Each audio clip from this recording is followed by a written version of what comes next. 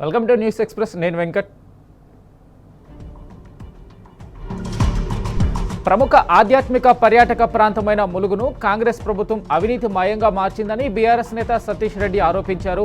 ఇసుక మాఫియా రెచ్చిపోతుందని, కోళ్ల పందాలు జోరందుకుంటున్నాయని మండిపడ్డారు. అక్రమ మైనింగ్తో 4,000 కోట్లు కొల్లగొట్టారని అన్నారు. నేషనల్ గ్రీన్ ట్రిబ్యునల్ ఇసుక తవ్వొద్దని స్టే ఆర్డర్ ఇచ్చినా తవ్వకాలు ఆగడం లేదన్నారు. అక్కడ జరిగే ప్రతి అక్రమ వ్యవహారంలో మంత్రుల ప్రమేయం ఉండొచ్చన్న అనుమానాన్ని వ్యక్తం చేశారు.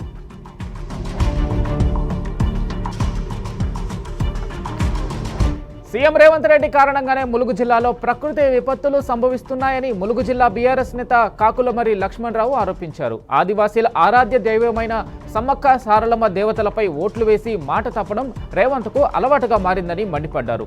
దేవతలపై ఓట్లు పెట్టి మాట తప్పిన రేవంత్ ఇవాళ వనదేవతల వద్ద ముక్కు నేలకు రాసి క్షమాపణ కోరిన తర్వాతే ములుగులో అడుగు పెట్టాలని హెచ్చరించారు. బీఆర్ఎస్ కట్టిన కలెక్టరేట్కు రంగులు వేసి హంగామా చేస్తున్నారని లక్ష్మణరావు ఆగ్రహం వ్యక్తం చేశారు. సీఎం రేవంత్ రెడ్డి పర్యటన సందర్భంగా హనుమకొండ, ములుగు జిల్లాల్లో పెద్ద ఎత్తున అక్రమ అరెస్టులు కొనసాగాయి. బీఆర్ఎస్ నేతలతో పాటు అంగన్వాడీలను పోలీసులు అదుపులోకి తీసుకున్నారు. రేవంత్ పాలనలో పోలీసులు తమ ఇష్టారాజ్యంగా వ్యవహరిస్తున్నారని బీఆర్ఎస్ నేతలు ఆగ్రహం వ్యక్తం చేశారు. వేధింపులు, నిర్బంధాలతో ప్రజలను ఇబ్బందుల పాల్చేస్తున్నారని మండిపడ్డారు. అక్రమ అరెస్టులతో మానవ హక్కులను హరించి వేయడమే అని ఆగ్రహం వ్యక్తం చేస్తున్నారు. అరెస్టులకు భయపడే ప్రసక్తే లేదని, హామీలు ఇచ్చి మాట తప్పిన సీఎం రేవంత్ను ప్రశ్నిస్తూనే ఉంటామని అన్నారు. సీఎం రేవంత్ ములుగు జిల్లా పర్యటన సందర్భంగా పోలీసులు ఓవర్ యాక్షన్ చేశారు. ఆంక్షల పేరుతో ఆడబిడ్డలపై జులుం చేశారు. సీఎం రేవంత్ పర్యటన నేపథ్యంలో 100 మంది మహిళలను అధికార పార్టీ నేతలు తీసుకొచ్చారు. తీరా వచ్చాక వారిని ఆంక్షల పేరుతో ఇబ్బంది పెట్టారు. ఒకచోట నిల్చోనీయకుండా వెళ్లగొట్టారు. దీంతో విసిగిపోయిన మహిళలు పోలీసులపై ఆగ్రహం వ్యక్తం చేశారు. ఆంక్షల పేరుతో ఎందుకు అవమానిస్తున్నారని ప్రశ్నించారు. కాంగ్రెస్ పాలనలో ఆడబిడ్డలకు తగిన గౌరవం లేదని ఆవేదన వ్యక్తం చేశారు. ముఖ్యమంత్రి రేవంత్ పర్యటన సందర్భంగా అధికారులు అత్యుత్సాహం ప్రదర్శిస్తున్నారని ప్రజలు మండిపడుతున్నారు. సుదూర ప్రాంతాల నుండి మేడారం వనదేవతలను దర్శించుకునేందుకు వస్తే పోలీసులు అడ్డుకుంటున్నారని భక్తులు మండిపడుతున్నారు. వనదేవతల గద్దెల దగ్గరకు వెళ్లకుండా గేట్లకు తాళం వేయడంతో అక్కడే బైఠాయించి నిరసన వ్యక్తం చేశారు.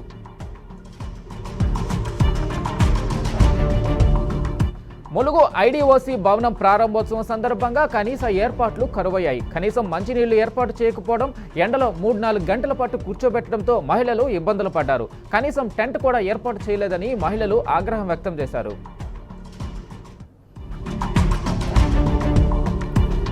నెలకు 2,500 రూపాయలు ఎప్పుడు ఇస్తామని సీఎం రేవంత్ రెడ్డిని ములుగు సభకు వచ్చిన మహిళలు ప్రశ్నించారు. గ్యాస్ సిలిండర్ 500 రూపాయలకే ఇస్తున్నామని కళాకారులతో పాటలు పాడిస్తున్నారని, మేం మాత్రం 1,050 రూపాయలకు కొంటున్నామని రేవంత్ సర్కార్కు మహిళలు చురకలు అంటించారు. చేయని పనులను చెప్పుకోవద్దని రేవంత్కు మహిళలు స్ట్రాంగ్ కౌంటర్ ఇచ్చారు. అభివృద్ధికి ఆమడ దూరంలో గ్రామ పంచాయతీగా ఉన్న ములుగును జిల్లా చేసిన ఘనత తెలంగాణ తొలి ముఖ్యమంత్రి కేసీఆర్కే దక్కుతుందంటున్నారు జిల్లా ప్రజలు. బీఆర్ఎస్ హయాంలో జరిగిన అభివృద్ధిని నేటికి తలుచుకుంటున్నామంటున్నారు. ఈ నేపథ్యంలో విజయరామ్ నాయక్ అనే యువకుడు ములుగు ఎంఆర్ఓ కార్యాలయం నుండి నూతన కలెక్టరేట్ వరకు కేసీఆర్ ఫ్లెక్సీతో పాదయాత్ర చేశారు.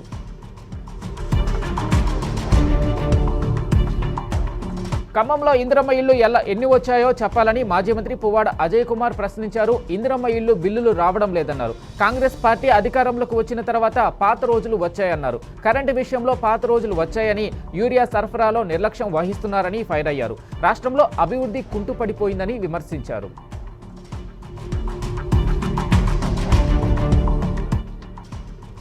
రంగారెడ్డి జిల్లా మహేశ్వరం మండల కేంద్రంలో నూతనంగా ఏర్పాటు చేసిన ఆర్యన్ డిజిటల్స్ ఫ్లెక్సీ ప్రింటింగ్ ప్రెస్ను మాజీ మంత్రి సబితా ఇంద్రారెడ్డి ప్రారంభించారు. ఆధునిక సాంకేతిక పరిజ్ఞానంతో రూపొందించిన ప్రింటింగ్ యంత్రాలను స్విచ్ ఆన్ చేసి ఆమె ప్రారంభించారు. తమ స్వశక్తితో తమ కాళ్ల మీద తాము నిలబడేందుకు వివిధ ఉపాధి మార్గాలను ఎంచుకుంటున్న వారిని ఈ సందర్భంగా సబితా ఇంద్రారెడ్డి అభినందించారు.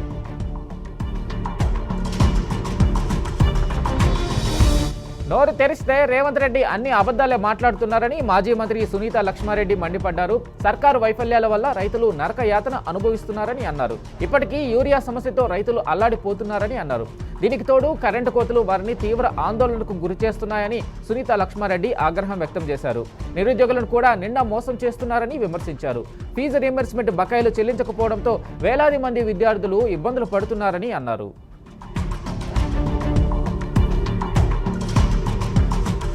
సంగారెడ్డి గడ్డపై కాలు పెట్టే అర్హతను రేవంత్ రెడ్డి కోల్పోయారని బీఆర్ఎస్ ఎమ్మెల్యేలు చింతా ప్రభాకర్, మాణిక్రావు, క్రాంతి కిరణ్ అన్నారు. కాంగ్రెస్ సర్కార్ అస్సలు మెదక్ జిల్లాను పట్టించుకోవడం లేదని ఆరోపించారు. సొంత డబ్బాలు కొట్టుకోవడం తప్పించి అభివృద్ధిపై అసలు దృష్టి పెట్టడం లేదని మండిపడ్డారు. స్థానిక కాంగ్రెస్ నాయకులు పెద్ద ఎత్తున కబ్జాలకు పాల్పడుతున్నారని, ప్రశ్నించే వారిపై కేసులు పెడుతూ వేధింపులకు గురి చేస్తున్నారని ఆగ్రహం వ్యక్తం చేశారు.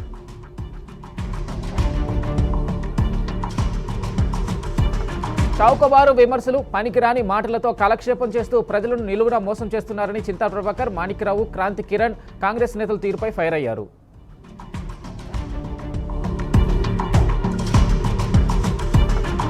కాంగ్రెస్ సర్కార్ 2.5 ఏళ్లలో ప్రభుత్వ భూములను అమ్మడం తప్ప కొత్తగా చేసిందేమీ లేదని ఎమ్మెల్యే మాధవరం కృష్ణారావు ఆగ్రహం వ్యక్తం చేశారు. ప్రజలకు ఇచ్చే సంక్షేమ పథకాలు, అభివృద్ధిని పక్కన పెట్టి ఎన్నో ఏళ్లుగా కాపాడుకుంటున్న 200 కోట్ల భూములను కాంగ్రెస్ సర్కార్ అమ్మేస్తుందని శేర్లింగపల్లి నియోజకవర్గం Hyder Nagar division Mitra hills colony park భూమిని అమ్మడానికి కూడా హెచ్ఎండిఏ టెండర్లో పిలవడంపై ఆ కాలనీ వాసులు ఆగ్రహం వ్యక్తం చేశారు. పార్కు కోసం కేటాయించిన భూమిని కాంగ్రెస్ నాయకులు కబ్జా చేసి ఇల్లు కట్టుకున్నారని ఆరోపించారు. మంత్రి కోమటిరెడ్డి వెంకటరెడ్డిపై నిప్పులు చెరిగారు. నల్గొండ మాజీ ఎమ్మెల్యే కంచర్ల భూపాల్ రెడ్డి నల్గొండలో మంత్రి కోమటిరెడ్డి అరాచకాలు ఎక్కువయ్యాయని మండిపడ్డారు. ప్రతి పనిలో కమిషన్లు దండుకుంటూ అడ్డగోలుగా అవినీతికి పాల్పడుతున్నారని ఆరోపించారు. అక్రమాలకు, అవినీతికి పాల్పడుతున్న వారికి ప్రజలే తగిన బుద్ధి చెప్పే రోజులు వస్తాయని, దగ్గరలోనే ఉన్నాయని, కేసీఆర్ ముఖ్యమంత్రిగా ఉన్నప్పుడు నల్గొండలో కట్టించిన 500 డబుల్ బెడ్రూమ్ ఇళ్లను అమ్ముకున్నారని ఆరోపించారు. కాంగ్రెస్ సర్కారుపై ఫైర్ అయ్యారు బీఆర్ఎస్ నాయకులు మన్నె క్రిషాంక్. సికింద్రాబాద్ కంటోన్మెంట్ నియోజకవర్గంలోని అంబేద్కర్ నగర్లో డ్రైనేజీ సమస్యపై తీవ్రస్థాయిలో విరుచుకుపడ్డారు. తాగునీటిలో డ్రైనేజీ నీరు కలుషితం అవుతుండటంతో స్థానికులు అనారోగ్య సమస్యలు ఎదుర్కొంటున్నారని ఆందోళన వ్యక్తం చేశారు. శిలాఫలకాలు వేయడం తప్ప కాంగ్రెస్ ప్రభుత్వం చేసిందేమీ లేదన్నారు. కలుషిత నీటి కారణంగా ఇప్పటికే 8 మంది చిన్నారులు నీలోఫర్ ఆసుపత్రిలో చికిత్స పొందుతున్నారని, మున్సిపల్ శాఖ మంత్రిగా రేవంత్ రెడ్డి పూర్తిగా విఫలమయ్యారని విమర్శించారు. ఎమ్మెల్యేగా గణేష్ను ఎన్నుకున్నందుకు మహిళలు బాధపడుతున్నారని అన్నారు. వారం రోజుల్లో అంబేద్కర్ నగర్లో డ్రైనేజీ సమస్యను పరిష్కరించాలని డిమాండ్ చేశారు.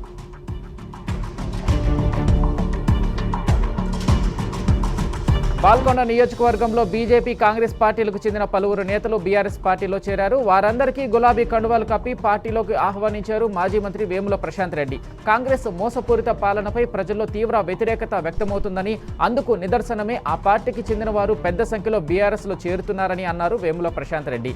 కేసీఆర్ నాయకత్వమే తెలంగాణకు శ్రీరామ రక్ష అని, కేసీఆర్ అమలు చేసిన సంక్షేమ పథకాలే మళ్లీ బీఆర్ఎస్ను అధికారంలోకి తెస్తాయన్న ధీమా వ్యక్తం చేశారు.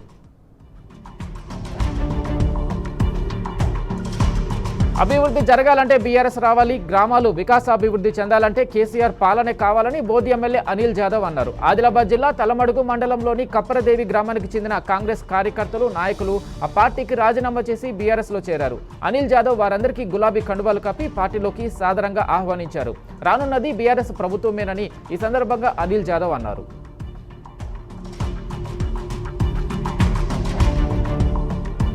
సూర్యాపేట జిల్లా జాజిరెడ్డిగూడెం మండలం తిమ్మాపురం గ్రామంలో కాంగ్రెస్ గూండాల చేతిలో గాయపడ్డ బీఆర్ఎస్ కార్యకర్తలను మాజీ ఎమ్మెల్యే గాదరి కిషోర్ కుమార్ పరామర్శించారు. కాంగ్రెస్ అధికారంలోకి వచ్చినప్పటి నుంచి తుంగతుర్తి నియోజకవర్గంలో కక్షలు, కార్పణ్యాలు ఎక్కువయ్యాయని గాదరి ఆగ్రహం వ్యక్తం చేశారు. ఈ 2 సంవత్సరాల కాలంలో నియోజకవర్గంలో 2 బీఆర్ఎస్ నాయకులు హత్యకు గురయ్యారని అన్నారు. ప్రతి గ్రామంలో కాంగ్రెస్ గూండాలు రెచ్చిపోతున్నారని ఆగ్రహం వ్యక్తం చేశారు. పరిస్థితి ఇలానే ఉంటే తిరుగుబాటు తప్పదని గాదరి కిషోర్ కుమార్ హెచ్చరించారు.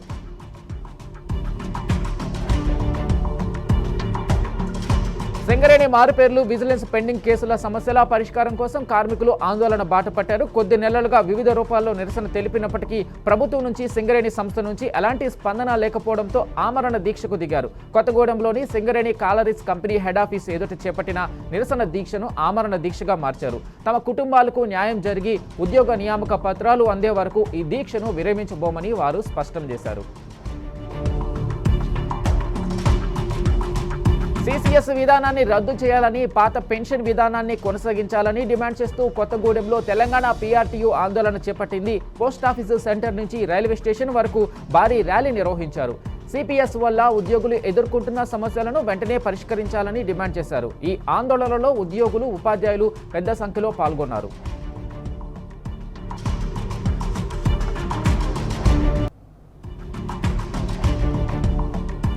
నాగర్ కర్నూలు జిల్లా సీఎం రేవంత్ రెడ్డి సొంత మండలం వంగూరులోని పోల్కంపల్లి గ్రామంలో విద్యుత్ సమస్యపై రైతులు ఆందోళనకు దిగారు. 24 గంటల నాణ్యమైన విద్యుత్ అందిస్తామని కాంగ్రెస్ ప్రభుత్వం చెబుతున్నప్పటికీ క్షేత్రస్థాయిలో పరిస్థితులు అందుకు భిన్నంగా ఉన్నాయని రైతులు ఆరోపించారు. వ్యవసాయ బోర్లు పనిచేయక పంటలు ఎండిపోయే పరిస్థితి ఏర్పడిందని రైతులు ఆవేదన వ్యక్తం చేశారు. విద్యుత్ సమస్యను వెంటనే పరిష్కరించాలని డిమాండ్ చేస్తూ పోల్కంపల్లి విద్యుత్ సబ్స్టేషన్ ఎదుట రైతులు గ్రామస్తులు ధర్నాకు దిగారు.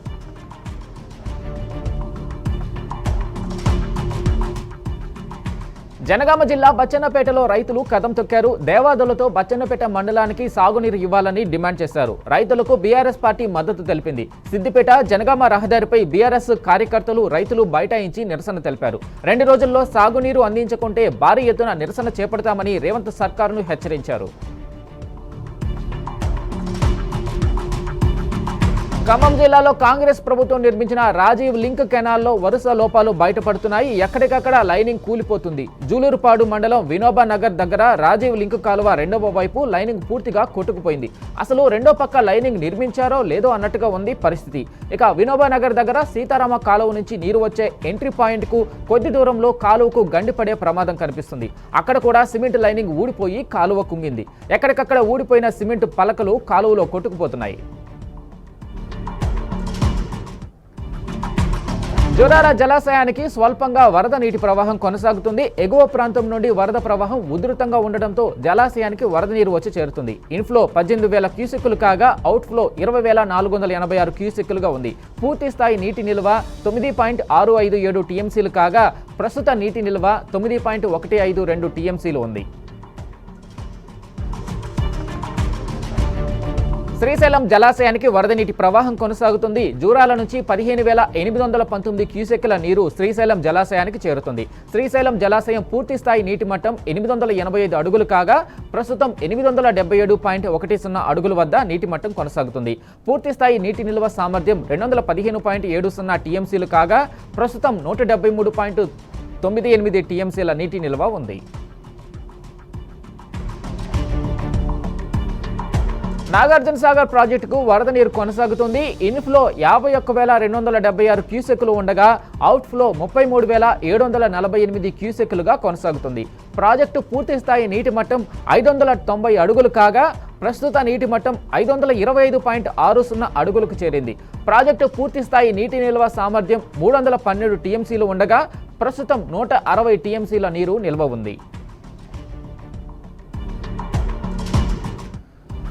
పెద్దపల్లి జిల్లా రామగిరి మండలం బేగంపేట గ్రామం ఉన్న పెద్దమ్మ తల్లి ఆలయంలో చోరీ జరిగింది. గుర్తు తెలియని దుండగులు ఆలయంలోని సీసీ కెమెరాలను ఆఫ్ చేసి హుండీలో డబ్బులతో పాటు అమ్మవారి మెడలో నుండి పుస్తలతాడు ముక్కు పుడకలు దోచుకెళ్లారు. అమ్మవారిని దర్శించడానికి వచ్చిన భక్తులు టెంపుల్ తాళాలు పగలగొట్టి ఉండడంతో పోలీసులకు సమాచారం అందించారు. కేసు నమోదు చేసుకుని పోలీసులు దర్యాప్తు చేస్తున్నారు. ఖమ్మం కొరవి ప్రధాన రహదారిలో ఉన్న ఓ దాబాలో 4 దొంగలు 1,50,000 విలువైన సామగ్రి దొంగలించారు. అక్కడ నుంచి పరారయ్యే క్రమంలో వాళ్ళ దృష్టి అక్కడ ఉన్న మద్యం సీసాలపై పడింది. అంతే ఫుల్గా మందు కొట్టేశారు. పెగ్గు మీద పెగ్గు, పెగ్గు మీద పెగ్గు, అలా మత్తు కమ్మి నిద్రలోకి జారుకున్నారు. కొన్ని గంటల తర్వాత దాబా యజమాని రావడం, జరిగిన తతంగం తెలుసుకోవడంతో పోలీసులకు ఫిర్యాదు చేశాడు. రంగంలోకి దిగిన ఖమ్మం రూరల్ పోలీసులు ఘటనా స్థలానికి చేరుకుని దొంగలను అదుపులోకి తీసుకున్నారు. జగిత్యాల జిల్లా గాంధీనగర్లో నివసించే ఓ కుటుంబంలో కలహాలు తీవ్ర రూపం దాల్చాయి. భార్యాభర్తల మధ్య నెలకొన్న వివాదాలకు అత్త కారణమనే అనుమానంతో ఓ వ్యక్తి తన అత్తపై కత్తితో దాడి చేశాడు. ఈ ఘటనలో గాయపడిన మహిళను జగిత్యాల ప్రభుత్వ ఆసుపత్రికి తరలించి చికిత్స అందిస్తున్నారు. బాధితురాలి కుటుంబ సభ్యుల ఫిర్యాదు మేరకు కేసు నమోదు చేసి దర్యాప్తు చేపట్టినట్లు పోలీసులు తెలిపారు. సూర్యాపేట జిల్లాలో ఘోర రోడ్డు ప్రమాదం జరిగింది. మునగాల మండలం ఆకుపాముల గ్రామం వద్ద ప్రమాదం చోటు చేసుకుంది. 2 ప్రైవేటు ట్రావెల్స్ బస్సులు, ఒక ఆర్టీసీ బస్సు ఒకదానికొకటి ఢీకొన్నాయి. ఈ ప్రమాదంలో 10 మందికి తీవ్ర గాయాలు కాగా క్షతగాత్రులను వెంటనే ఆసుపత్రికి తరలించి చికిత్స అందిస్తున్నారు. 3 బస్సులు రోడ్డుకు అడ్డంగా పడి ఉండడంతో హైదరాబాద్ చేసుకుని దర్యాప్తు చేస్తున్నారు. మృతులలో ఓ చిన్నారి కూడా ఉంది. పోస్టుమార్టం నిమిత్తం డెడ్ బాడీలను సర్దార్ హాస్పిటల్కు తరలించారు.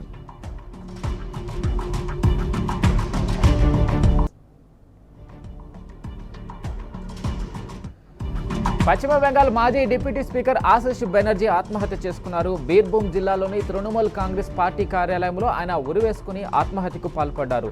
రాంపూర్ హాట్ అసెంబ్లీ నియోజకవర్గం నుండి 5 సార్లు విజయం సాధించిన ఆశీష్ బెనర్జీ మాజీ ముఖ్యమంత్రి మమతా బెనర్జీకి అత్యంత నమ్మకస్తునిగా పేరు పొందారు. మమతా బెనర్జీ కేబినెట్లో విద్యాశాఖ మంత్రిగా, వ్యవసాయ శాఖ మంత్రిగా, డిప్యూటీ స్పీకర్గా ఆయన పదవి బాధ్యతలు నిర్వహించారు. 5 పర్యాయాలు ఎమ్మెల్యేగా ఎన్నికవుతూ వచ్చిన ఆయన నియోజకవర్గంలో తిరుగులేని నేతగా ఎదిగారు. అయితే గత ఎన్నికల్లో బీజేపీ అభ్యర్థి చేతిలో ఘోరంగా ఓటమి పాలయ్యారు. కలకలం రేపింది. విషయం తెలుసుకున్న పార్టీ కార్యకర్తలు, ప్రజలు పెద్ద ఎత్తున పార్టీ కార్యాలయం వద్దకు చేరుకున్నారు.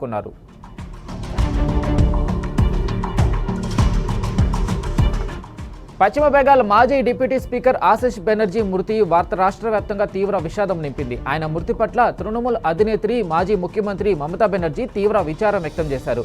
ప్రస్తుతం రాష్ట్రంలో నెలకొన్న రాజకీయ పరిస్థితుల కారణంగానే ఆశీష్ బెనర్జీ ఆత్మహత్య చేసుకుని ఉండొచ్చని ఆమె అభిప్రాయపడ్డారు. ఆయన లాంటి నిబద్ధత కలిగిన రాజకీయ నాయకుడు ఇలాంటి దుర్భర పరిస్థితుల్లో కన్నుమూస్తారని అనుకోలేదని పలువురు రాజకీయ నేతలు అన్నారు. ఆయన రాజకీయ ప్రస్థానంలో ఎవరూ ఇబ్బంది పడ్డ దాఖలాలే లేవని విపక్ష నేతలే పేర్కొనడం విశేషం.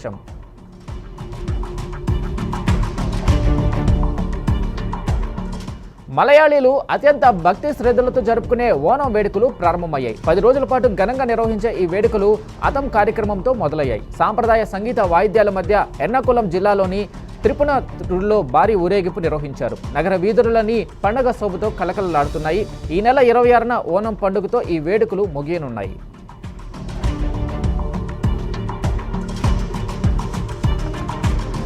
వారణాసిలోని లాల్ బహదూర్ శాస్త్రి అంతర్జాతీయ విమానాశ్రయంలో తుపాకీ పేలుళ్లు తీవ్ర కలకలం రేపాయి. ఓ ప్రయాణికుడి వద్ద ఉన్న తుపాకీ ప్రమాదవశాత్తు పేలడంతో 2 సిబ్బంది గాయపడ్డారు.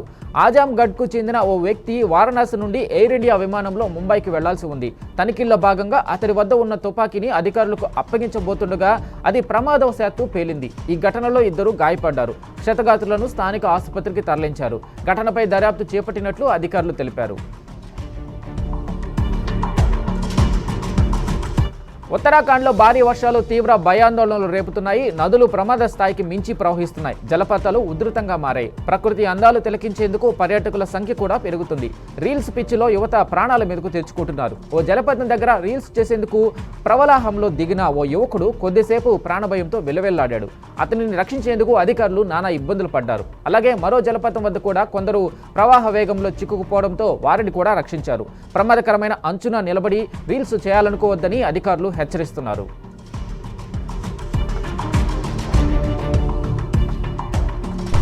రాజస్థాన్లో భారీ వర్షాలు కురుస్తున్నాయి. ఎడతెరిపి లేకుండా కురుస్తున్న వర్షాలతో జనజీవనం స్తంభించింది. ఎప్పుడూ లేనంత వర్షాలతో జైపూర్, అజ్మీర్, బీకనేర్, జోధ్పూర్ జిల్లాలు జలదిగ్బంధంలో చిక్కుకున్నాయి. ఇటు కోట, ఉదయ్పూర్, భరత్పూర్ జిల్లాలు నీట మునిగాయి. ముంపు ప్రాంతాల్లో సహాయక చర్యలు కొనసాగుతున్నాయి. ధోల్పూర్లోని దామోహ్ జలపాతం వద్ద నీటి మట్టం అకస్మాత్తుగా పెరగడంతో చిక్కుకుపోయిన 2 యువకులను స్థానికులు రక్షించారు.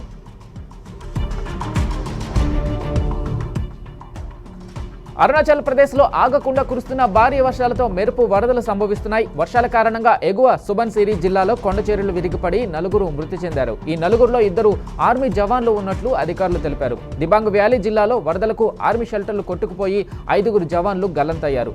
ఆర్మీ, ఐటీబీపీ, ఎస్డీఆర్ఎఫ్, అరుణాచల్ పోలీసులు సంయుక్తంగా గాలింపు చర్యలు చేపట్టారు. ప్రతికూల వాతావరణం, భారీ వర్షాల కారణంగా సహాయక చర్యలకు తీవ్ర అంతరాయం కలుగుతోంది.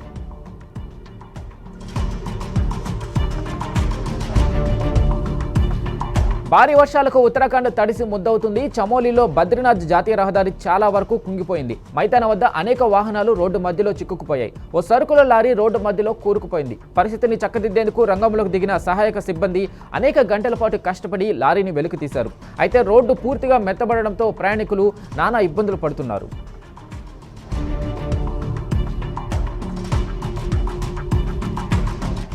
లెబనాన్పై ఇజ్రాయెల్ విరుచుకుపడుతుంది. దక్షిణ లెబనాన్పై జరిపిన మిసైల్ దాడి. ఇది news express. Keep watching tea news.